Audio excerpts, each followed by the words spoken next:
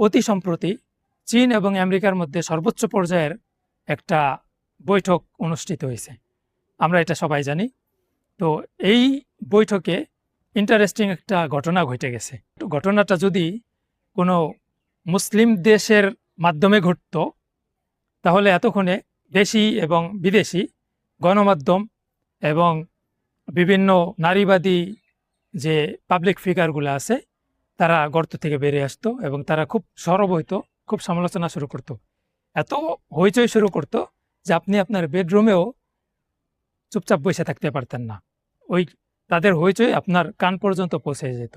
ঘটনাটা হলো যে পুরো পৃথিবীর দুই গুরুত্বপূর্ণ রাষ্ট্র, ঠিক আছে, মানে বর্তমান আধুনিকতার আদর্শ যারা, এমন দুই গুরুত্বপূর্ণ রাষ্ট্র, তারা তাদের সর্বোচ্চ পর্যায়ের বৈঠকে অর্থাৎ প্রেসিডেন্ট পর্যায়ের সামিটে কোনো নারীকে স্থান দেয় নাই, কোনো নারীকে না।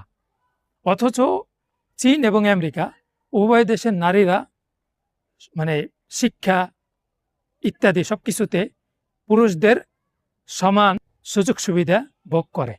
অর্থাৎ একটা পুরুষ শিক্ষার জন্য যে সুযোগ তারা মানে ফ্যাসিলিটি এবং চান্সেস পায়, অপরচুনিটিস পায়, একটা নারীও তাই সেম পায়।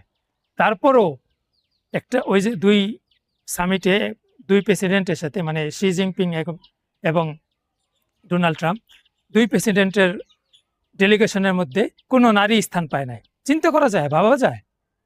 যদি এটা কোনো মনে করেন বাংলাদেশ অথবা পাকিস্তান অথবা আফগানিস্তান কোনো দেশের সাথে দেশের মাধ্যমে ঘটতো, তাহলে নারীবাদীরা এতক্ষণে গর্ত থেকে বেরিয়ে আসতো এবং তারা বলতে শুরু করতো যে মোল্লারা বা মুসলমানরা নারীদেরকে দাবায় রাখতেছে, ঘরে রাখতেছে, নারীদেরকে অধিকার থেকে বঞ্চিত করতেছে, নারীদের সফলতার পথে বাধা হয়ে দাঁড়াইছে, এরকম তারা বলা বলি শুরু করতো। কিন্তু আশ্চর্যজনক বিষয় হলো এই সামিট হয়ে গেছে, অলরেডি কয়েকদিন পার হয়ে গেছে, কিন্তু এখনো কোনো মানে প্রসিদ্ধ পাবলিক ফিগার নারীবাদী তারা এখনো গর্তের থেকে বাইরে নাই।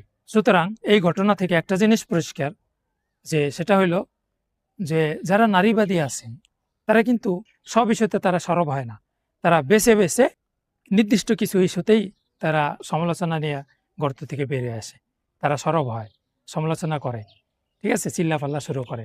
ওইটা হলো যে জায়গায় ইসলাম আছে।